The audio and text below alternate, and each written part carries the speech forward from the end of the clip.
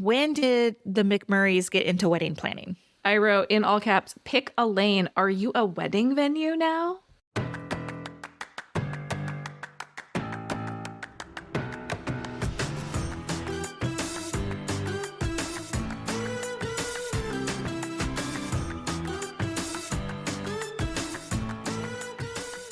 Hey everybody, welcome to Girls Gone Hallmark, a Hallmark review podcast. I'm Megan. I'm Wendy. Today we're sharing our thoughts on episode 8 of Ride, Speak Now, or Forever Hold Your Peace. Alternate title, Too Long Didn't Read. Totally. If you want to connect with us outside of the podcast, you can find us on Instagram. We are Girls Gone Hallmark and Megan and Wendy. Jump into our Facebook group, Girls Gone Hallmark. Well, we don't talk a whole lot about Ride over there because I don't think a lot of people are watching it. Rumor has it there was a post about Ride this week, and many people said they had quit after a couple of episodes. Mm-hmm. You can also email us at meganandwendy@gmail.com. With this writer's strike going on, right? And it was Nina Weinman Swift said on social media, right, that Hallmark had been stockpiling holiday scripts. Yeah. But how many, I wonder? Well, and they're never going to tell us. I know, but over the last several years, haven't they been pushing the number of Christmas movies from 25 to 30 to 42 or whatever it is? There's no way they have that many, right? I would say two things. One, obviously, Hallmark is not the only network that's going to be struggling with this. And while Hallmark is always like, we have the most, I think everyone's going to struggle with this. I would be shocked if Hallmark is able to put out the number of movies they have in the past unless there is a resolution to the strike soon. But I do think it's possible that in addition to stockpiling scripts, that maybe they have scripts that never got made. I mean, how many scripts have they acquired that never went through? Oh, no. And then we might get those. I am going to say, from the point of a viewer, Hallmark, I understand you want that sweet, sweet ad money that you can get running 3 movies a weekend, but quality over quantity agree is a good lesson to focus on here. And if you have to postpone the launch, don't show your Christmas movies in October. Pre-Halloween. Maybe wait until Thanksgiving weekend to launch it. I don't know. Indeed. This whole thought came to mind because I was thinking how much we love The Way Home, but we're not going to get a new season of The Way Home unless it's already written. Oh, for sure. Not for a while. I think originally was anticipating that we would get it in January next year, like we did this year. And I'm like, I don't think that's going to happen. And second, they haven't even announced if Ride got picked up for a second season. If we get another season of Ride, it's definitely not going to be for a while. Right. And that's going to be the case with a number of things. It's going to be a bleak fall TV season, I think. Of reality. I mean, did you see that ABC announced they're doing a Bachelor senior version? Oh my gosh, stop it right now. That makes me so sad. And I bet it's my age too. They're calling it The Golden Bachelor. This article from Variety says, it seems the writer's strike pushed ABC over the edge as the network is now leaning heavily on unscripted content, bolstering their fall 2023 schedule with reality shows. I feel like The Golden Bachelor is just a super sign of the times. It's like the first sign of the writer's strike apocalypse. Yes, totally. Hey, you want to talk viewership for Ride? I do. Sunday's episode came in 37 out of 150. It had a little less than 1.1 million viewers, which is an actual increase from the week before. And we also saw an increase to 0.10 of the demographic. They're holding strong. I mean, the viewership's not dropping off. No. But unfortunately for you. I feel a little bit bad. And let me say, we mentioned in our Facebook group, we were talking about Ride. And some people were like, I never continued watching after episode 3, blah, blah, blah. And I was like, I have to watch for my job. And then I was like, I hope it gets canceled. And I feel bad saying that because there's people who work on these movies. Sure. These are their livelihood and whatever. Maybe I don't hope it gets canceled. I just hope that the problems get fixed. With this show. And I was like, maybe it's me because like I've said for many weeks that this show doesn't leave me with like a weekly cliffhanger, like a bingeable show. And maybe I'm just programmed that way to consume my entertainment that way. So maybe I need to just switch it back a little bit and just be like, I have to take it as like one episode at a time. Yeah, maybe. It's okay to not enjoy something. It's not It's not a moral failing to not like it. I will say episode 8 was a better episode. 1,000% agree. Enjoyed this episode. I'm glad to hear it. All right, you want to jump into it? Sure. Let's talk about the number of storylines in this episode. Okay. There were many. A lot going on, and it takes place over the course of a day. And another thing this show does that drives me crazy. Oh, that's what I wanted to. Okay. This show, like the time and space is very confusing in this show for me. Like you said, like all these events happen in one day, right?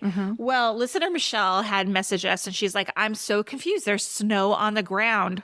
When they're riding the horses. When they're riding the horses, which I think is a normal thing, like, right? People ride horses in the snow. Yeah, it's not a blizzard. There's like a patch of snow on the ground behind them. Right. But we are unfamiliar with like what kind of time frame are we working with? Nobody has ever like established that in this show, right? Yeah, we don't know this season. I gotta admit, the snow did not throw me. However, I did, once I saw that comment, I've done a lot of thinking about it. So I think a couple of things. One, it could be fall, right? Heading into winter. We're in Colorado. I think Colorado has a really long snow season. Like it's not out of the ordinary to get snow in fall and snow into spring, right? And then I also think Missy made the comment like, oh, I liked riding in the high country on the morning of my wedding too. So maybe where they're riding is like they've ridden at a slightly higher elevation. Remember being in Oregon in the summer and there was a patch of snow on the ground at the top of that mountain? I remember being in snow during the summertime in Oregon. Yes. A couple years ago. Yeah. Yes. So perhaps that's just a higher elevation that she was at and there's a little patch of snow. Yeah. But where do they film this at? It's in Canada somewhere, though. Editor's note, this show is filmed in Alberta, Canada. So I think it benefits the show if they don't establish like what time of year it is because they're working with the weather elements there. You know what I mean? So I'm nitpicking here. Yeah, I'm not sure it matters if there's snow on the ground. I don't think it matters. Yeah. Okay, so moving on to the storylines. Back to the storylines. First, we have the Booker wedding and the runaway bride. Yeah. Right? We have Cash, Val, Missy, love triangle. Yes. We have the questionable, is Booker trying to bamboozle Isabel? Cody and Isabel finally heat up a little bit. Yes. And finally, the return of the bad dude. Question, is that the bad guy with the neck tattoo? Tucker Clark. Yes.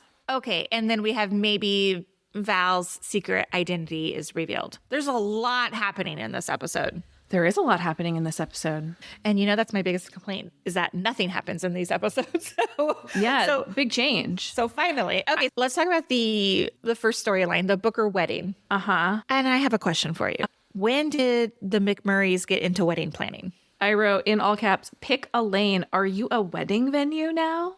I think this show, is it trying to do too much while also not doing enough? I don't know, right? Like, I think it's like they're throwing things at the wall in the show to see how they can save this ranch. And so after having that gala at the ranch, they're like, oh, well, maybe we start being the premier venue in the location. But again, we just kind of get that information in exposition, right? It's just all of a sudden we're hosting a wedding. And by the way, all of the ranch operations apparently ceased that day. And everyone in charge of running the ranch is now a wedding coordinator. Right.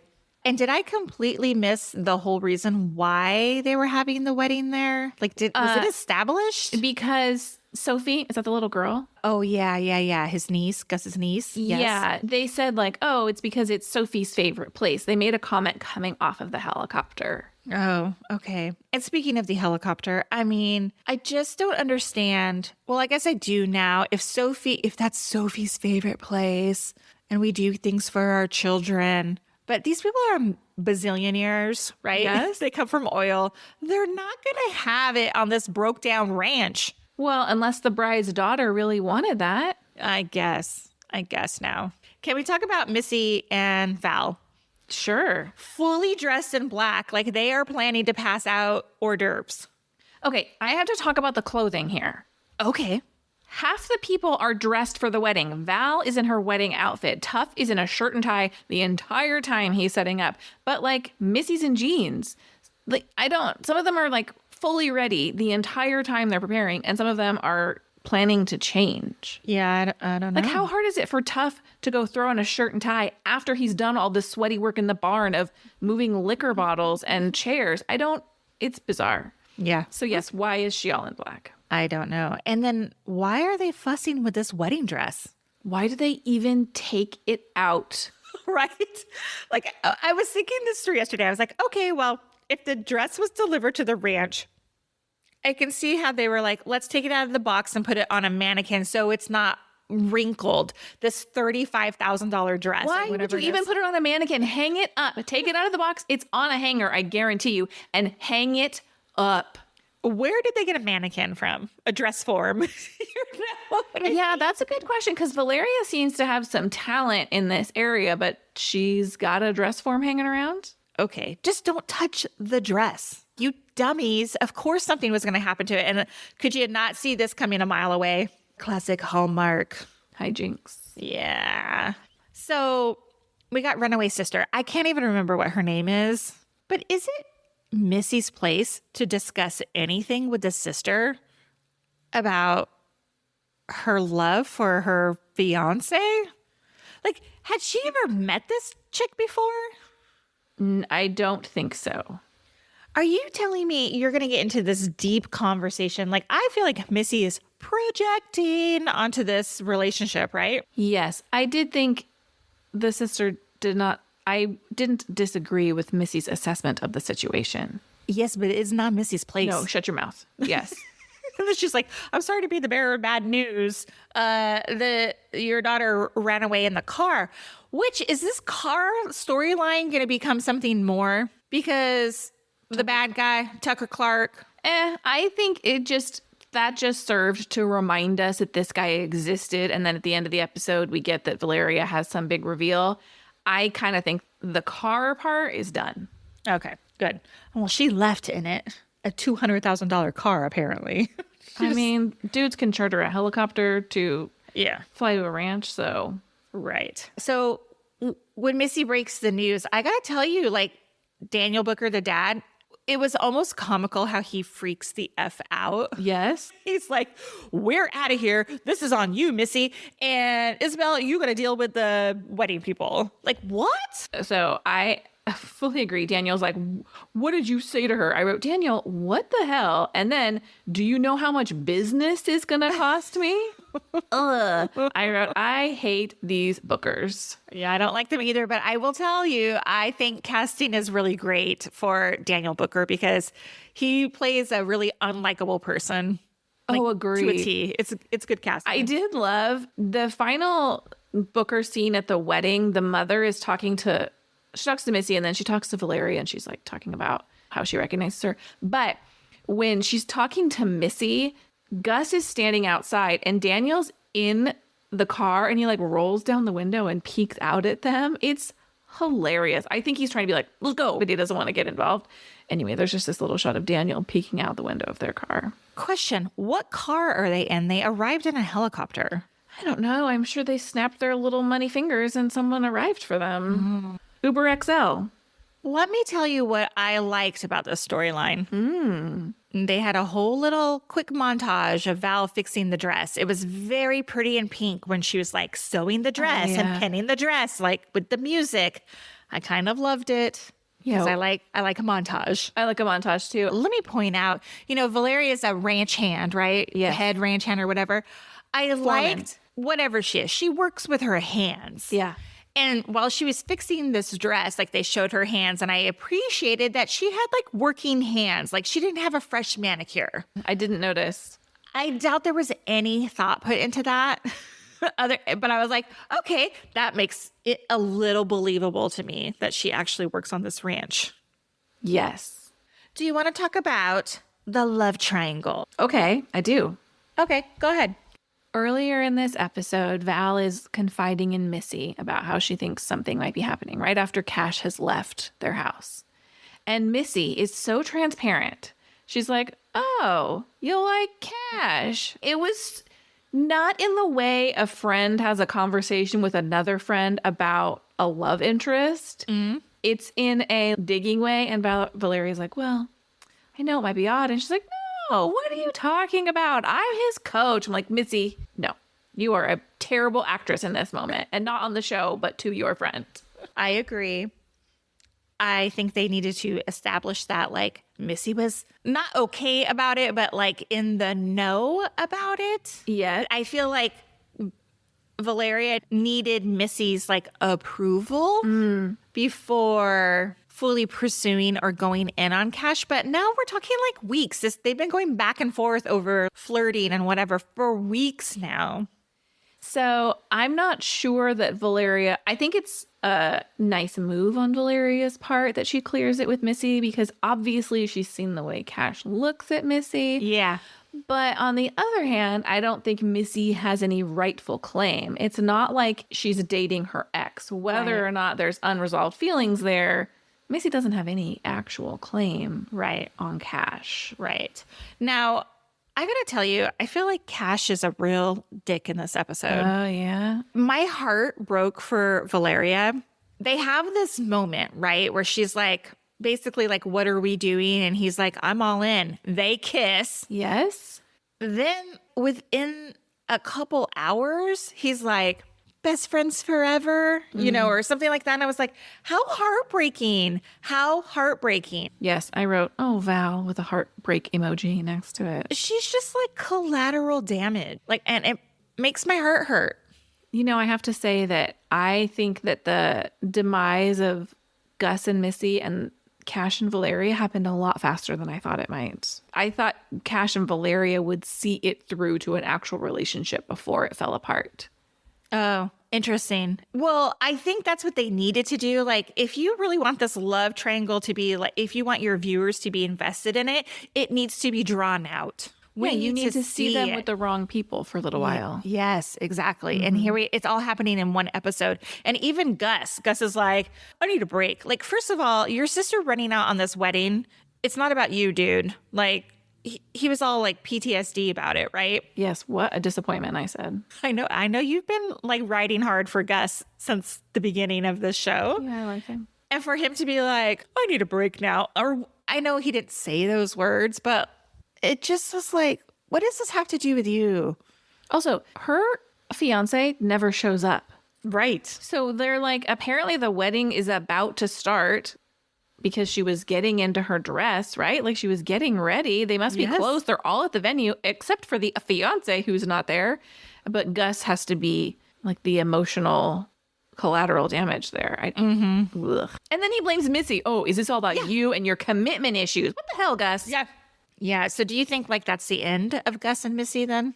I could see him coming back and apologizing. I hope Missy's like, I'm sorry, I can't be with anybody who would do that to me in an emotional moment, like put all that blame on me. I mean, I hope she does. I hope she does too. But again, to your point, I do think we need to drag out the tension between Missy cannot be immediately available for Cash. Right. I hope she's not. There's so many moments here, like with the ring box is back. And she's like, it showed me that he knew me better than anybody else. And we see the night before Missy and Austin's wedding with Cash telling Austin, you don't even see her out of her relationship to him and bull riding. Like she exists to further his career, and Cash sees her for who she is. You don't love her the way she deserves to be loved, Cash says. Yeah. Well, I gotta tell you, in this scene here, in that flashback scene, Marcus Rosner is super gorgeous. Yeah, smoking hot. I mean, I was like really looking at him and I felt like uncomfortable. Like I was looking at a real person in real life, but it was on my TV. And I was like, wow, he's got like these really nice dimples and scruff and a nice jawline. And I looked him up on IMDb because I was like, what do I need to watch him in? Because he's super fine. But he doesn't have a ton of like Hallmark movies. Like how does the Hallmark community know him so well? Was he in the Love Club movie that we watched? We that. just watched him in that. Romance to the Rescue. We watched that. Yeah, and maybe it's just the scruff. Maybe it's just this BDE energy that he's got going on. And I don't know. I don't know what it is. Oh, he was in Unreal. Oh, shocker. Oh, he was in Once Upon a Time. A show I never seen. No, but he's got all of the Hallmark actor bingo card moments. Can we talk about Gus being married really quickly? I just want to say, what terrible friend or family member let him stand at the altar for 30 minutes waiting for her to show up? I know. You let him get to the altar and then stand there for 30 minutes? Yeah. Your family sucks. She's going to come. She's going to come any minute now. She's going to walk down the aisle. Moving on. Do we think Daniel Booker is trying to bamboozle Isabel for the naming rights? Do you think he's serious? Do you think he's just like, I'm going to throw this out here and see if this chick fights me? Because Hank's not available for filming today, so he's gone fishing. So I'm just going to see what I can get away with. Some name recognition here. If that is the motive, that really pisses me off. Yeah. Well, what other motive is nice, though? There's no nice motive. No, there's no nice motive, but I was like, are you going to be slimy? Like, I hate when white businessmen who like take advantage of people. Sure. At the beginning, when they have the plans for McMurray Stadium on the table, my first reaction, to throw back to last week's episode when you said Austin's cheating is going to come back, my first reaction was, ooh, this might be a bad idea, naming it after themselves, right? Uh-huh. But then as soon as Daniel Booker comes through and calls it Booker Stadium, I immediately get defensive of their desire to name it McMurray Stadium. Yes, I feel the same way, but I feel that Isabel leaned in hard again in this episode about the reputation of the McMurrays. And I think it's going to come back and bite them in the butt. Austin's cheating. I think you're right. I just have a feeling, but I don't know, 2 episodes? Are we going to, I don't know. That could be a real cliffhanger moment.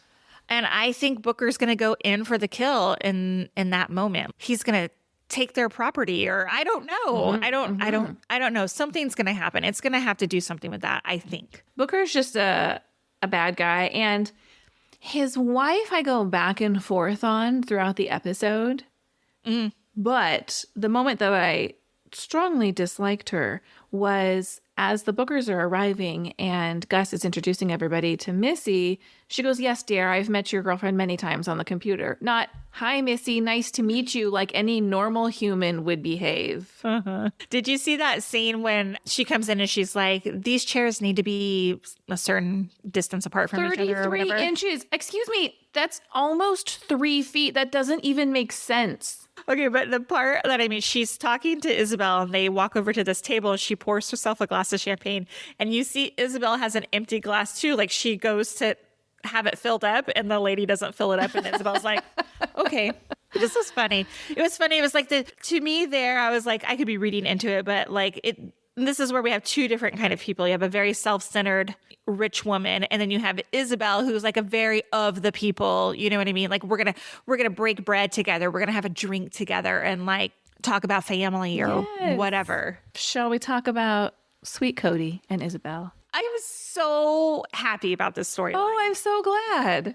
It's an extremely slow burn. Yeah. But what I love about Cody is his presence, and he is just someone that Isabel can trust and rely on. Yes. He's always there, right? Yes. And he's there for her. Everyone else has their own other agenda going on, even the kids. Mm-hmm. But he's only there for her. Mm-hmm. Now, 2 things. Why would this guy be doing the floral arrangements for Very them? curious why he's even there. This is the horseshoer. I don't understand why he's there. But I'm glad. I'm happy that he came through. But you're telling me the Bookers didn't hire a florist for this wedding? McMurrays, you need to have a wedding planning staff on hand. You need to have a relationship with vendors. This is the florist we contract with. These are our caterers. Like, Is she cooking all the food for this event? Maybe. Yeah, I don't know. Yeah, it was weird, but I loved at the end where he was like, basically like, no, I am asking you out. We are going to do this. My +1. Yeah, that was real sweet. It was real sweet. Yeah, and I really liked that moment because he's been very respectful and very reactive. He doesn't make any first moves. And I liked in that moment where he made the moves. Now, let me tell you, earlier I was poking fun at everybody wearing black, like they were wearing their caterer outfits. Yeah. Isabel, too, head to toe black, but she looks smoking hot. Nancy Travis looked really good. And we always see Isabel in like a flannel and jeans and, very on the ranch. She looks really sexy here. Yeah, I did think a lot of their outfits were all for different occasions. Like Valeria is wearing this like cocktail dress where Missy's dress is very like afternoon barbecue. Yes. In the snow. Yes. I was like, what's happening here? I mean, they all looked good. I didn't hate Missy's dress, but I just thought like we're not all dressed for the same event here. Yes. And Missy's a former pageant queen. I mean, she knows how to dress. Return of the bad dude. Well, we already talked about this, really. Yes. Did you notice that he had the buckle that Isabel noticed was missing? Oh, I was wondering. I couldn't figure it out. I was like, why is he showboating this buckle? Which was a scene that almost looked like he was going to grab his balls. Yes. Do you know what I mean? Yes. Okay. I do. I was like, what's happening here? But I didn't realize there was a missing buckle. Isabel had commented on it earlier when they were looking at the memorabilia. And she goes, oh, one's missing. And Mother Booker notes exactly which one is missing because she's done her homework. Yes. Cut to Tuff in the bar and the car arrives and Tuff goes, where'd you get that buckle? So where did he get that buckle? Did Valeria have something to do with it? How long had it been missing? Did she steal it to pay off her debts? Is there something else going on? Because we get another flash forward of a flashback, like scenes from next week of a flashback of Austin saying to her, I know your secrets. I think her secret's bigger than gambling debts. As a reminder, we know that Valeria comes from money, has some sort of hidden backstory. In the very beginning of this episode, she makes a comment about the lace, and Missy's like, since when are you an expert in lace? And Valeria's like, how does Missy...